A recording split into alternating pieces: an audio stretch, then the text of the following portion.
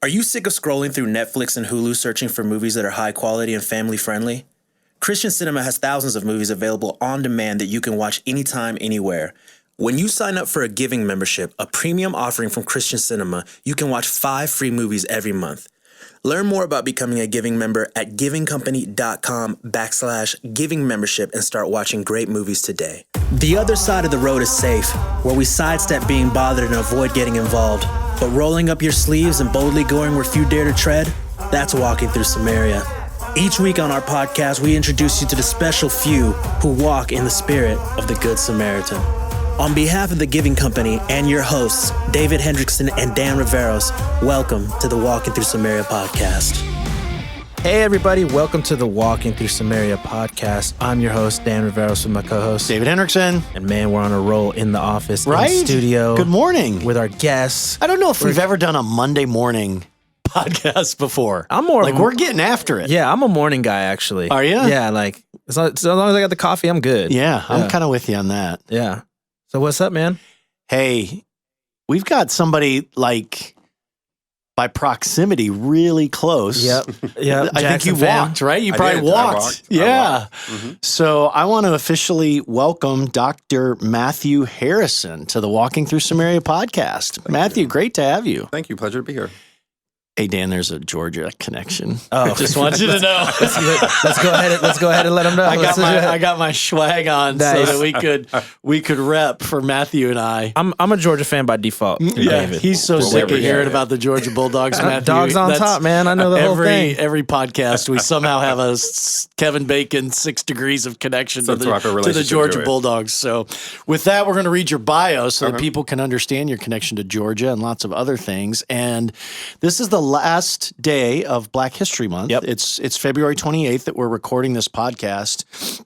And I can't think, honestly, of a better person to have in this discussion than Dr. Harrison. So we're going to dive right in. We're going to let our listeners know about him, and then we're going to get after it. That's what they said at Hillsong yesterday for their Black History Month service. They're like, we're going to get to it. Right. Here we go. Dr. Matthew Harrison currently works at Jackson Healthcare. That's our landlord. We're on the Jackson Healthcare campus as Senior Vice President of Talent and Development and Diversity, Equity, and Inclusion. In this role, he provides executive leadership and direction in the establishment and execution of strategies and solutions that drive performance, acquire and retain talent, develop employees and leaders, and shape the overall culture for various Jackson Healthcare companies. He leads delivery in the areas of talent management and acquisition, learning and development, performance management, succession planning, organizational development, change management, job and compensation analysis, and diversity, equity, and inclusion. Previously, Dr. Harrison served in leadership roles at Cox Automotive, previously Mannheim, McKesson, the Weather Channel, and Comcast, focusing on talent management, acquisition, learning and development, organizational effectiveness, diversity and inclusion, and HR business partner work. Dr. Harrison also currently serves as an adjunct assistant professor of industrial and organizational psychology at the University of Georgia. Nice. And is CEO of Epic Consulting, a Black-owned consultancy that specializes in providing workplace diversity, equity, and inclusion advisory services to businesses. A published diversity researcher, Dr. Harrison is renowned for his research on the topic of colorism. His master's thesis received wide publicity, being featured on websites such as CNN, CNBC, ABC News, and was reported in various newspapers and media outlets across the U.S. and the U.K. Focusing in the area of workplace diversity, Dr. Harrison has authored a number of book chapters, including a general psychology textbook. Additionally, he has penned several academic journal articles. He currently serves as a member of the American Psychological Association, Society for IO Psychologists, Academy of Management, and sits on a few local boards in the Atlanta area. Most recently, Dr. Harrison was recognized as one of Emory University's distinguished 40 under 40 alumni and was listed as an influencer by the Atlanta Tribune magazine. He has also received diversity leadership awards from the National Diversity Council and the Technology Association of Georgia and was named a Man of Influence by the National Urban League. Dr. Harrison is a graduate of Emory University and the University of Georgia. Man. Awesome. So much. You're pretty young to have accomplished all that. Yeah. 40 under 40. Yeah, well, I barely got it in. I'll turn 40 in April. Oh, there you go. I bet your LinkedIn is popping. It is. How would you contrast Emory and UGA? they're very different. Yeah. To that point, the football thing never really took with me going to Emory for undergrad. 'Cause Right. We didn't even have a Don't football have team. a football team. Undefeated since Since 18 forever, since whatever its is what they say. Yeah. And so going to UGA for grad school, I actually had a star football player in my class that I taught in grad school. And Wow. I had no idea Yeah. because I paid no attention to it. Right. And so I remember I was home during the holiday break and something on the TV was on and they were talking about the players that were starting to sign for teams. And I think his name was Thomas Brown. I believe he had signed for the Falcons. Oh gosh, I believe Thomas it was. Brown's fantastic. And I was like, oh, I had a Thomas Brown in my class. And my brother was like, wait, is this guy on the TV? I was like, oh yeah, that's Thomas. And he's like, he just signed for like an NFL team. I was like, oh, I didn't even know he was on the football team. Had no idea. He was a great student. Yeah, I think That's I got an A in the class. Wow. But yeah, so none of that really ever took for me while I was in For grad our school. listeners, Emory is a smaller private school in Decatur, Georgia, which is close to the city of Atlanta. And University of Georgia, is a big public SEC school in Athens. So they're very different. They got to be different in all sorts of ways. Yeah. So let's talk about you kind of pre-Emory. Talk about life growing up as Matthew Harrison. So people tend to be a little surprised to know that I actually grew up on a farm. My father is a farmer. So we had cows and pigs. So my summers were spent stacking hay. Oh my gosh. Moving cows from one pasture to another. Where's the farm? It's in Maysville, Georgia. Okay. So a small town about an hour northeast of Atlanta. Very small, doesn't even have a red light in it, still doesn't. Wow. So my dad definitely was teaching my two older brothers and I what hard work was. He was very successful at doing so. That's awesome. So those summers in the Georgia heat definitely taught me what hard work was. Yeah. And that I did not want to do it when I got older. That was life growing up. So I got a job immediately when I turned 16 that was in the air conditioning. Working in retail at the Tanger outlets in Commerce. So there you go. Weren't too far out. Yeah, for sure. And Exit then, 149. And then went to Emory, right out of high school. Yeah. Thought I was going to be a cardiologist or a neurologist, but then realized quickly my freshman and sophomore year that I hated science and that might be a little, problematic in med school. And so shifted over to psychology. Just really stumbled upon IO psychology. So in my general psych class, the professor was talking about the different fields of psychology, and she talked about industrial organizational psychology, a field I hadn't even heard of prior to college. And it combining kind of psychology and business just seemed like a really good fit for me. And at the time, I had a mentor who was a dean in the med school. I was already trying to work those connections, thinking I was going to go into med school. Right. But he was actually a psychiatrist by training. And so he knew a little about IO psychology, but he recommended for me to do an internship. And so I found an internship with a company in Atlanta called Sperduto and Associates that had a number of IO psychologists that worked there. Interned there my senior year. Saw that it was really kind of aligned to what I thought I wanted to do, and then went right into grad school after that. Wow. Yep. So ponder for us a little bit, growing up on a farm, sounds like work ethic was probably a major theme there. And how do you sort of correlate that to this reaching the highest levels of academic achievement, which is PhD at the University of Georgia, I might add. But I mean, that's probably not a combination that you see that often. I'm probably stereotyping, but farm to PhD, like how do you sort of process that? I think it was. My dad definitely taught us hard work, and my mom was definitely a huge proponent of education. She got her bachelor's degree in business and did a little bit towards a master's, but didn't complete it. But she always taught my brothers and I how important education was. So all three of us went to college. And for me, I think part of it too, my parents also taught us, as Black men, we likely would have to be, twice as good for half as much. And so I knew getting kind of what I would want to attain in life, I probably would need the highest levels of credentials. Part of me also has always been very kind of competitive. And I think knowing or initially assuming that I wanted to be a medical doctor, in my mind, I always saw the adult Matthew as Dr. Harrison. And so I don't know, I guess that never left. So even when I realized I didn't want to do medicine, not getting the highest level degree for whatever I was going to do never even really entered my mind. Wow, that's awesome. you have to defend a thesis, right? To get So your yeah, for PhD? so thesis for master's, Okay. which I had to do, and then dissertation for Dissertation, PhD. yeah. Mhm. So how was that? It actually wasn't hard. I mean, Yeah? I think with graduate school, because you tend to focus your thesis and dissertation on things that are of interest to you. And so I worked under Dr. Keisha Thomas. She's actually now the dean of the College of Arts and Sciences at the University of Alabama, Birmingham. And That's her disappointing. but her research was around. That's okay. Her research UAB is different from the Alabama, so. and she was at Georgia for nearly 30 years. Oh, that's So, awesome. Yeah. For anybody who's like me and might not know, what exactly is the difference between a thesis and a dissertation? Dissertation is really the level of focus. So a thesis is normally at that master's level. Okay. It tends to not be quite as long as a dissertation. Okay. Level of research can be similar, but sometimes it may not necessarily require the same number of respondents and things of that nature, whereas a dissertation is a little bit more of a deeper dive into a subject matter. Gotcha. So like my master's thesis was on colorism in the job selection process. Okay. So looking at Wow. are there differences that light skin versus black skin applicants get? And my research found that there was. Yeah. And I even kind of stumbled upon doing this as my thesis because I came across a study that was done in the early 90s that found the gap in educational attainment and socioeconomic status between light-skinned blacks and dark-skinned blacks was equal to that between whites and blacks in general. And so to me, it was like something had to be at play. And I mean, I even thought about, my brothers and I vary in skin tone. I'm I am definitely the lightest. My oldest brother, Will, is kind of in the middle, and our middle brother, Nick, is a little darker. And so kind of thinking about our own experiences that we had growing up.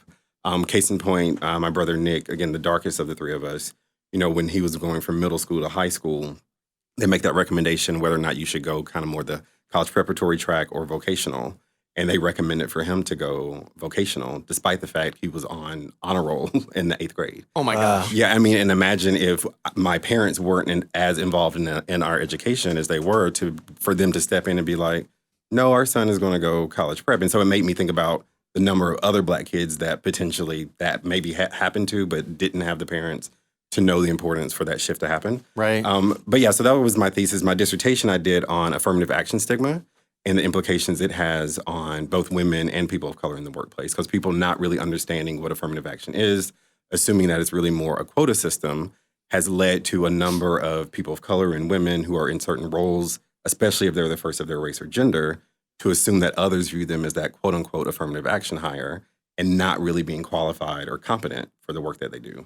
In addition, they feel a lot of added pressure to perform well because they feel whether or not another person who looks like them being able to be considered for the same role is highly contingent on how effective or successful they are in the job. So that's what I did my dissertation on. So that's kind of just a little bit of a distinction between the two. Very cool. So you have to tell them what your dad does. So my father is a psychologist. Oh, cool. Yep. Okay. So let's see. His previous practice, right now he works for the military. Mhm. So he talks to troops going in and out of deployment. Awesome. But before that, he ran a practice in Decatur that specialized in domestic violence and violent sex offenders. Oh, coming out. wow. Wow. So when I was in college, I ran like the receipts and stuff like that. My job was to collect the money and notify all the probation officers of, attendance and stuff like that. You can only miss 2 when you're out. And all of it was pretty much just like court mandated, like guys coming out of prison. Wow. I That's have so good, though. I have a lot of psychologists in the family. I'm cool. 5. Oh, wow. Yeah. Wow. Man. I almost went that route. Yeah. Wow. Yeah, cool. So I do want to ask this question. So for our listeners, you can probably tell I'm the oldest guy in the room, and I've been through 30 years in corporate America. Right? I've been doing nonprofit for the last 7, but still, I would consider, with Rick as my boss and our work here, that it's still somewhat corporate America. It kind of started out as human resources, right? And we hear now the term talent management, human capital. Like, what's the right term, if that's the right question, and how should we be thinking about this incredible asset that we all have. I hate to maybe use that term, but that's what it is, right? They're corporate assets. They help corporations companies be successful, organizations be successful. How should we be thinking about people, I guess, is the question from a terminology standpoint, and what's kind of the latest thinking about the ways to get the best out of your people? Yeah, well, I mean, I guess from a terminology standpoint, you'll hear people say human capital or talent. I mean, to me, it's funny that HR is kind of gone, right? Yeah, well, in a way. Yeah. And I think it's because we're trying to get organizations to understand that really their number one value or resource is their people. I mean, you can't get anything done without them. Yeah. And I think as kind of they, call it kind of the war on talent, because now as more and more younger workers, millennials, and even Gen Zs are entering the workforce, the ability to attract them and even more so retain them in an organization is very different than what it was for baby boomers and Gen Xers. So, long gone are the days of getting someone and hiring someone who's going to stay in your organization for 10, 15, 20 years. I mean, you're good to get someone even for 5. And so I think that is causing organizations to kind of shift how they think about kind of the people that are working for them. And I mean, I think some organizations are still trying to aim for that longevity in the folks that they hire because there is such a huge cost on turnover. But I think that's why you've seen a shift in organizations really focusing on it because, people aren't staying at companies in the same way. And so I think companies now see they have to shift their focus to create environments where people come and ultimately stay. Yeah, that makes total sense. I remember in my early years with a really large company that people would recognize, but I won't say it because it doesn't matter. But I remember my boss saying, "David, you don't ever want to hear from HR. Like if you hear from HR, something has gone very wrong." Yeah. Versus today, where we have a chief experience officer here at Giving Company. We're a small nonprofit. We're going to talk about what you do for Jackson specifically in a second, and what you just said, like your people being engaged and excited and motivated by being here, and in turn, the company doing the very best to build in and pull out of its talent resources is like it defines competitiveness. Oh, yeah, absolutely. Yeah. Absolutely. And it's amazing to me that it took companies so long to come to that realization. Right. Yeah, but I mean, it's all about creating workspaces where people are able to bring the best of themselves. And so that heightened level of engagement, research has shown, leads to also heightened levels of productivity. Exactly. Which obviously leads to increased revenue for the company. Yeah. Awesome. So talk about your role at Jackson Healthcare. Sure. So I lead our talent acquisition team, so our recruitment function, and also lead our learning and development. We call it Jackson Healthcare University. Okay. And then also lead our diversity, equity, and inclusion program. So those would be any trainings that we have around diversity, equity, and inclusion, also our associate network groups. Other companies commonly refer to them as employee resource groups or business resource groups. Yeah. So those are kind of my 3 primary areas of focus. That's awesome. So for our listeners, Jackson Healthcare is one of the largest healthcare staffing companies in the country. I didn't realize this until I went to work for Rick Jackson, that a lot of healthcare provider capacity is variable. And so when you think about doctors and nurses kind of being on staff or on faculty, depending on if it's an academic medical center or something not associated with a university. But a lot of the COVID sort of probably gives us a very good example of why healthcare is actually variable in terms of the demand and the supply. And so staffing, kind of part-time staffing, if you will, or variable staffing is a big piece of the industry.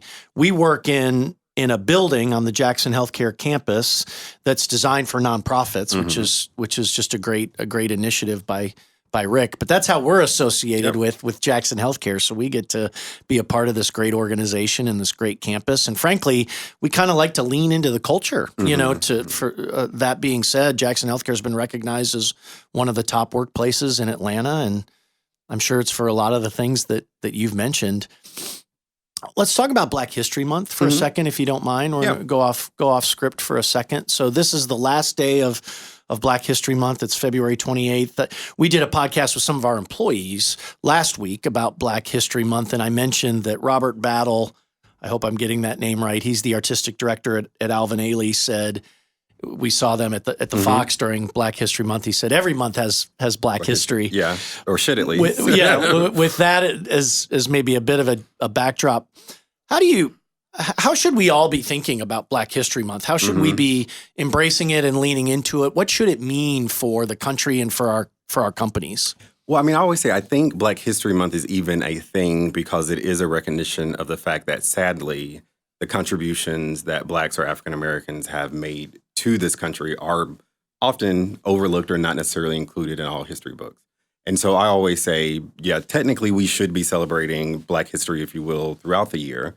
But if you choose not to, at least use February as an opportunity to gain greater enlightenment, read and learn a little bit more, again, about the significant contributions that this community has made to America, because a lot of them are significant, and that a lot of people don't even know about them. Yeah, that's great. That's great. Well, I'm fascinated. Dan, you may have some thoughts here as well with your family of psychologists.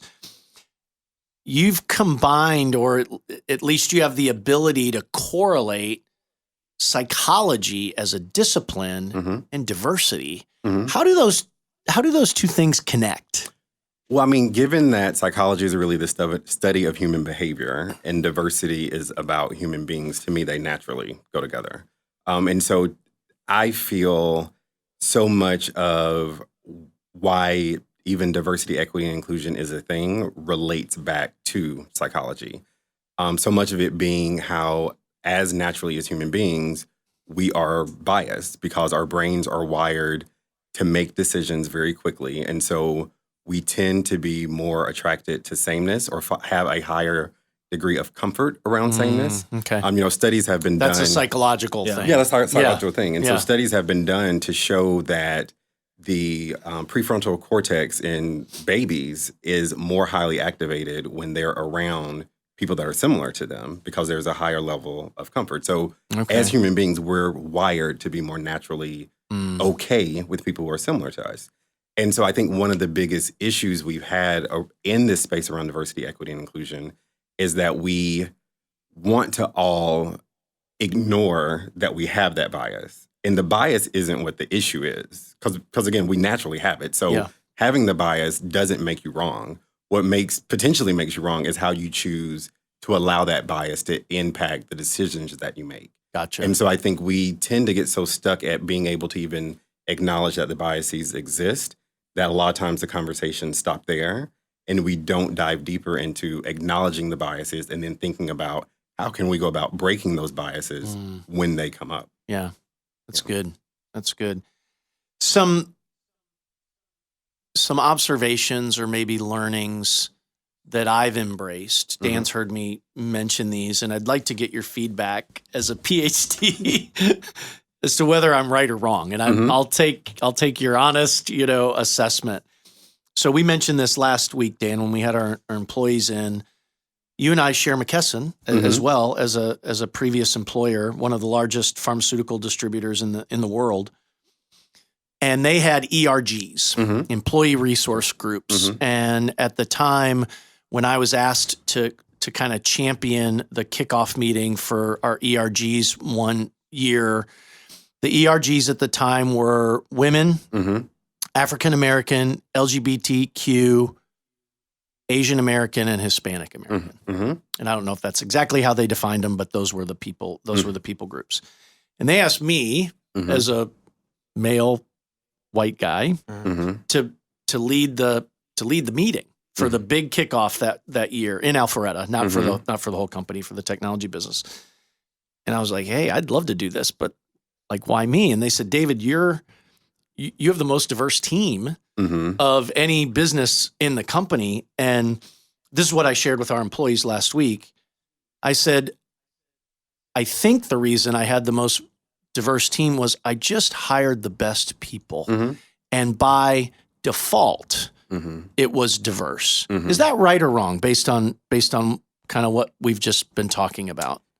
Well, I mean, I obviously can't say whether or not the people you hired were the best because I didn't. Good point. Didn't Good serve in point. the assessment of it. But in you having a diverse team, you definitely likely created the best team.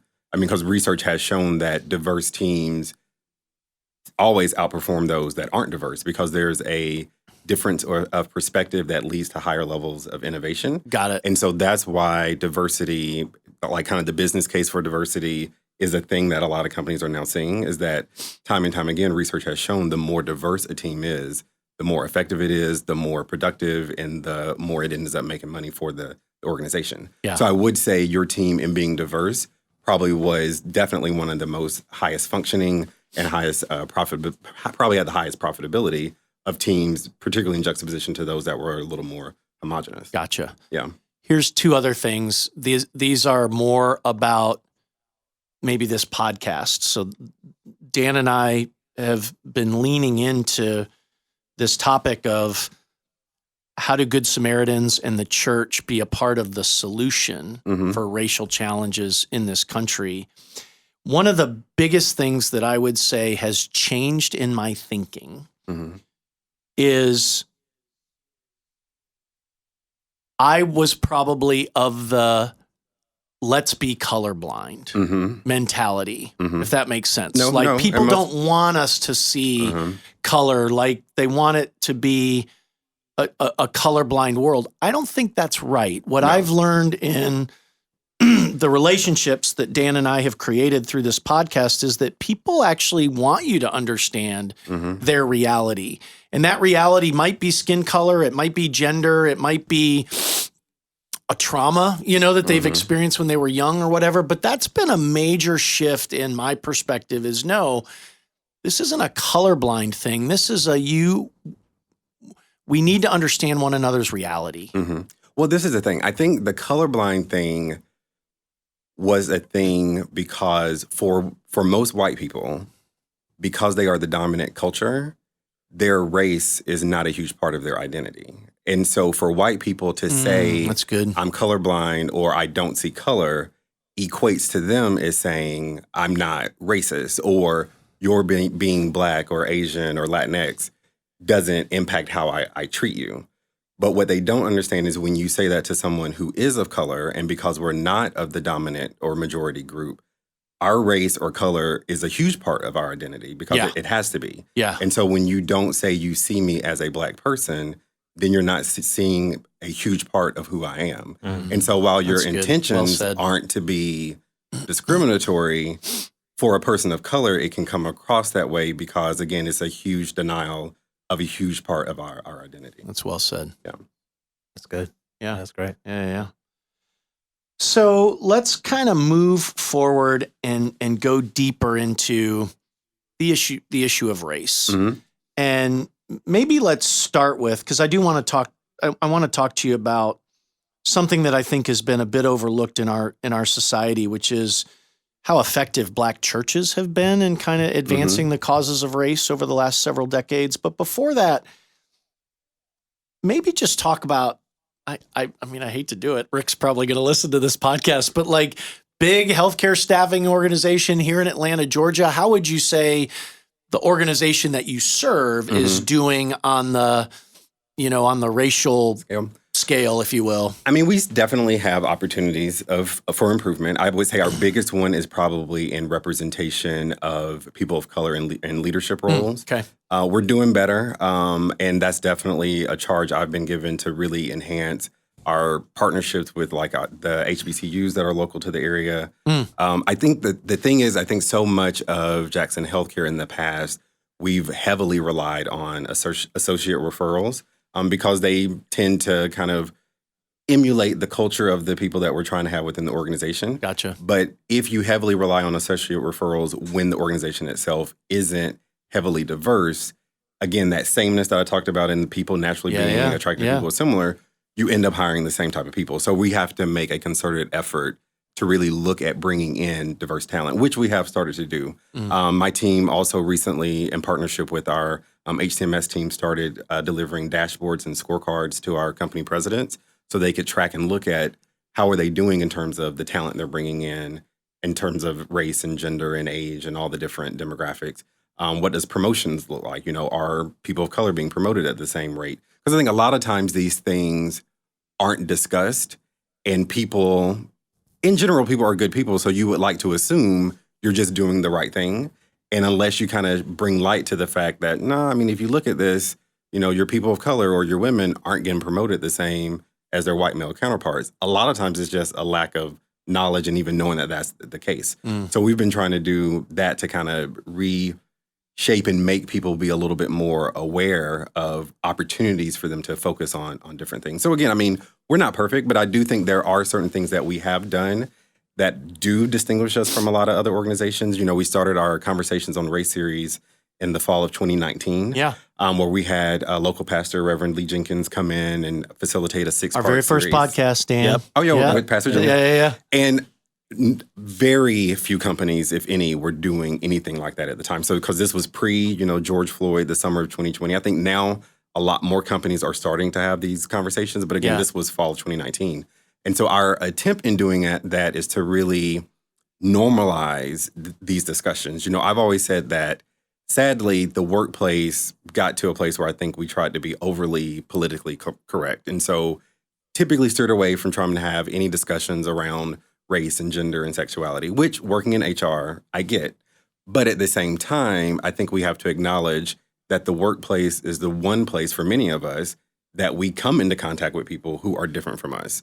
And so it really creates a prime opportunity to have these discussions so that our general perspectives can potentially be challenged. Because for most of us, our social networks are going to be comprised of people who look like us. And so they've likely had very similar life experiences and therefore think about race and gender and religion and sexuality probably in similar terms. And so our views and vantage points are likely rarely changed in those settings. Yeah. But if you come to work and you are engaging with someone who's a colleague and they are of a different race or a different sexuality or religious beliefs, it actually gives you the opportunity to learn from them. And I always say it's not with the intent to necessarily change your mind or change your perspective, but at least broaden your perspective so that it isn't as myopic as it could be if you are only regularly engaging with people who think and feel and believe the exact same way you do. Yeah.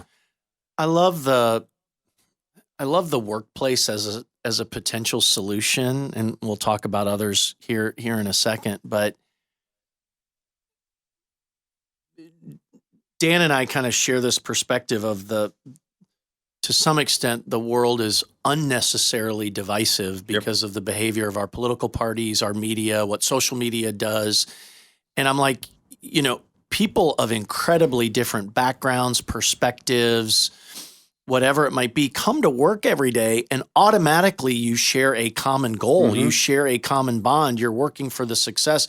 And so I feel like the workplace is one of these potential utopian elements, right? Where good things can happen because a lot of the nonsense doesn't exist here. Agreed. And I think too little emphasis or opportunity is looked at that you can build off of that. Yeah. And again, I think a lot of it is because we were conditioned that the workplace is where you don't talk about these things for fear of offending people or whatever. But I think if you put in place the right parameters and create safe spaces for people to have these conversations and not feel that they're going to be attacked or have to be immediately on the defensive, you do create the opportunity for a lot of really learning moments for people because of that exact exposure. I always say we are far more alike than we are different. Right. And I think the more that we would talk and engage with people who are different from us, the more we would come to that realization. That's good. That's good. That's good.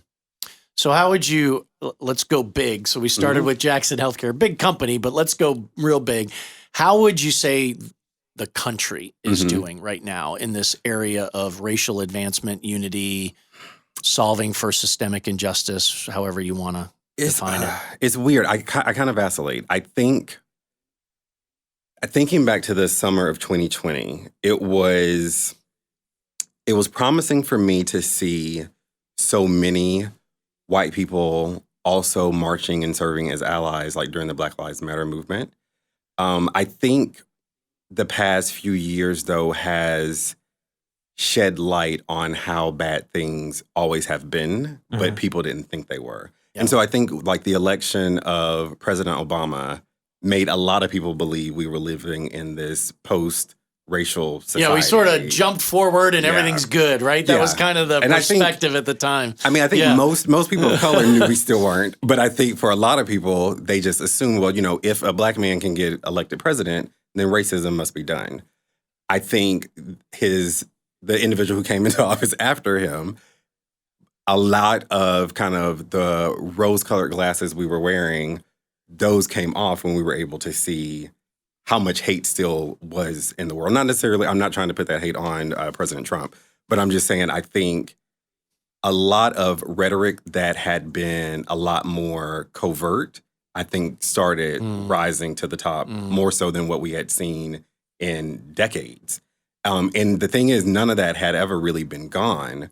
But for whatever reason, it became a little bit more acceptable to have such rhetoric and be so public with it. Yeah. Which, I mean, and some people look at me kind of with a side eye when I say this, but in some ways I'm actually glad. Because to me, you can deal with what's in your face versus things that are covered. And so I think seeing that and it being so in the face and now being able to see that a lot of the same things that people were saying in the 1950s and 60s, many people still believe. At least now we know it, and hopefully we can work to try and do something about it. Yeah. Yeah. This is going to be a little bit off topic, but the George Floyd situation, to your point, was kind of clear cut, right? And I mean, I'm just going to call out his name, Derek Chauvin. He's a racist. He's a miserable person. I mean, I hate to say it. I'm supposed to be, you know, a good, anyway, whatever. But I think people saw that for what it was, right? Maybe a surprise that it was in Minneapolis. I think for me, I grew up in Louisville, Kentucky, so I kind of leaned into the Breonna Taylor incident. Live here in Georgia, the Ahmaud Arbery incident. Rhonda and I did the little 2.23 mile run, you know, just to kind of raise awareness. But, you know, those felt more in my backyard, if that makes sense. And one of the things that's been weird about both of those cases was the local prosecutors. So I happen to think Daniel Cameron is a really good black male leader in Kentucky, and he had to get stuck in the middle of does he charge the police officers or not in the tragedy of Breonna Taylor, which is terrible. And everybody kind of focused on Daniel Cameron, and he took a big political hit. But he stepped in because the local prosecutor situation was really dysfunctional.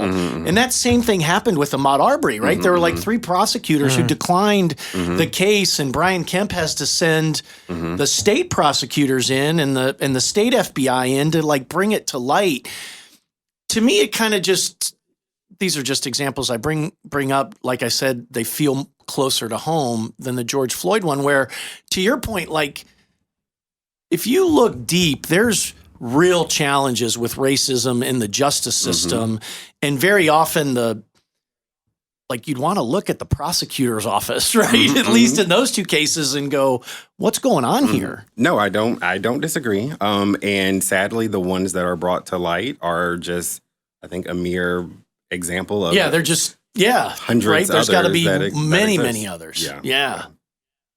Anyway, people, I always like getting under the covers, right? Like what's really going on here. And very often society today is you take the face value stuff because that's what gets tweeted. That's what gets, you know, put on the news or whatever. And there's a lot more going on, absolutely. You know, deeper down. Let's talk about the church. You know, this is a podcast about how believers and followers of Christ can show up as good Samaritans in really tough areas of society. Dan and I say the situation between Jews and Samaritans back at the time of the parable was really tough. And so that's why we kind of use it as an example. One of the things that I think is good, I'm using air quotes to our listeners, has been the historically black church. Dr. King, John Lewis, you know, here in Georgia, deep men of faith and mobilized their church, mobilized congregations to be a part of moving the cause of African Americans forward in this country. I mean, you're a psychologist, you're a PhD. How would you think about that as a social sort of aspect of where race has come? Well, yeah, I mean, I think if you think about it from a historical context, I think we don't regularly put enough weight on the fact that Black people for nearly 250 years were chattel or property here. And so to think about the fact that the only place, particularly when Blacks were enslaved, that they could even be viewed and seen as a human being were when they would congregate and have church, oftentimes under an oak tree or something of that nature. So I think the historical significance of that being the one place where they had a semblance of even being treated with a degree of human dignity manifested itself even after emancipation. And so I think that continued into, the civil rights movement and all that, because that was, one, a place where they were respected and had a degree of, again, just human dignity. Yeah. And I think, and it was a safe place. And so I think that perpetuated itself, and therefore it made sense that be the birthplace of like civil rights and all that. Where else would that happen but the Black church? Wow. Yeah. That's really good. Really good. All right. So we're going to, every once in a while, Dan and I do this to our guests. We kind of go rapid fire, like you're on the ESPN hot seat. We're going to throw some topics at you in rapid fire. And we're looking for kind of your like immediate response to the term or the topic. So as it relates to moving forward the cause of diversity and inclusion, as it relates to lifting up the cause of racial unity, racial reconciliation, and kind of fighting systemic injustice, what's the one thing that each of these entities can do to foster that? Number one, companies, corporations. They have to be bold. And by that, I mean the changes that companies are going to have to make things equitable are not going to be cheap. May not necessarily make everyone the happiest, but they're going to have to happen. I mean, I think a lot of companies boast about being diverse, but if your diversity is only your entry-level employees, you're not diverse. Yeah. And so that's the thing. I mean, I think for corporations to truly be able to say that diversity, equity, and inclusion matters to them, they're going to have to make bold moves that is going to push them out of their comfort zone. It's good. Churches. Same thing. I think the interesting thing with churches, I think one need to start looking at diversity a little bit more broadly. And I think certainly, I mean, I grew up in a Baptist church, and there were a number of our practices that I didn't agree with. Like we didn't agree that women should be preachers. So I think churches need to look a little bit more in alignment with Jesus's unconditional love. Yeah. And I think because I think in a lot of ways, churches can be highly divisive, whichever way you want to pronounce it. Sure, yeah. And so I think they need to start focusing a little bit more on unity. It's good. Neighborhoods. Neighborhoods probably similar. I mean, I think sadly, most neighborhoods are highly segregated.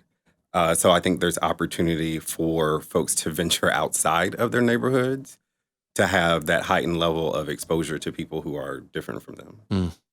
Last one, political parties. Oh, gosh.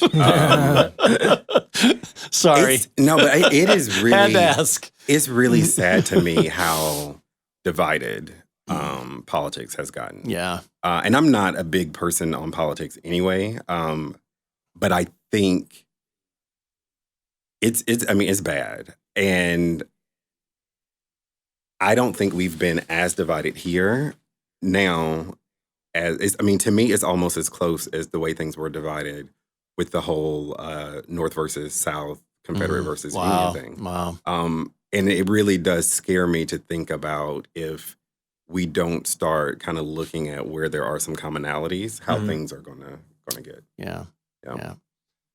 That's good. That's good. So maybe in kind of winding down here, Matthew, this has been really, really enlightening. I want to Rhonda and I were talking about this. We went to Hillsong at Atlanta yesterday. Great conversation on unity, led by Sam Collier, who's been on this podcast. This was part of the conversation yesterday, and not exactly. So I don't want our listeners think that I'm completely replicating what we talked about yesterday. But I do think because of the people are just, I don't know if it's because of our politics or in spite of our politics or whatever, but people seem really anxious to kind of yell at each other, to kind of call each other out, to kind of shame one another, to humiliate one another, and usually in a very impersonal way, right, on social media. And the conversation yesterday at church was relationships really matter. So if you're really trying to solve some things, creating relationships with people who are not like you is part of the solution. And Sam Collier went so far as to say is like, look, you're not going to change anything if you're not in the room. Like he was that bold. So what would your message be to white people and as to how they can be helpful and not hurtful in this conversation? I think white people have to redefine the term ally, because I think a lot of white people think that they are allies. And while they tend to have the best of intentions, being a true ally takes a lot. And so one thing in terms of being an ally, it takes really having courage and always being brave. And by that, I mean speaking up and speaking out when you see things happen or are in a room when a racist joke is made or at a family dinner when a racist joke is made. So you can't just be an ally when there are just members of the marginalized group around. It actually has more power when you're an ally when they're not there. And so, because I always say, sadly, we live in a society where if the marginalized person talks about how they're being treated is viewed as a complaint or a grievance.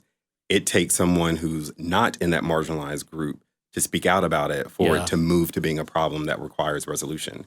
And sadly, again, going back to the psychology of the whole thing and that sameness, we need to see someone who looks like our mom or our dad or our brother or our sister, ultimately someone who looks like us, to speak out about a topic to potentially shift our mindset around it. Case in point, I strongly believe the civil rights movement would not have been successful had there not been white allies, had there not been white people participating in sit-ins, had there not been white people that, were part of the bus boycott. White people needed to see other white people for them to think, maybe this is wrong. Yeah. And so I think sometimes people don't understand that it actually takes an active role to really be an ally to push movement and change forward. So Dan, I'm going to throw one your way before we wrap up here with Dr. Harrison. How do minority groups in the U.S. view one another? That's a good one too, but you answer hers. I think it depends on where you grew up. For sure. Like how, who were you around when you grew up? I think that minorities probably look at each other as closer together than they do maybe towards white people. It's like we have this common bond that we're not the dominant mind frame in the country. You know what I mean? So there's a kind of like a nod. Kind of like that. That's good. I 100% agree. That's good. All right. Last question, Dr. Harrison. This has been really, really insightful. I can't wait to publish this and have our listeners just embrace your wisdom on this topic. As we've mentioned multiple times, this is a podcast about Good Samaritans. And what I love about the parable was Jesus, as a Jew, made the hero of the story a Samaritan. In fact, there's multiple times in Scripture where the Samaritan who was healed was the one leper that came back to say thank you. The Samaritan woman at the well. There's just multiple times where I think Jesus was like, hey, this is like, people have to think about this as the big world, like not just Jewish people, and Samaritans and Jews at the time were racially, ethnically, culturally, religiously, economically at odds with one another for all the wrong reasons, much like blacks and whites in this country today. what would your message be to people of faith? Mm-hmm. What should they be doing? What is their role in this? And how can they act truly like Good Samaritans, which is serving people who are not like them? I think to act like a true Samaritan, we have to take that walk from Jerusalem to Jericho together. I think the issue is it's been so singular. You know, the Black Lives Matter movement is not just about Black people. The hashtag Stop AAPI hate movement isn't just about Asians and Asian Americans.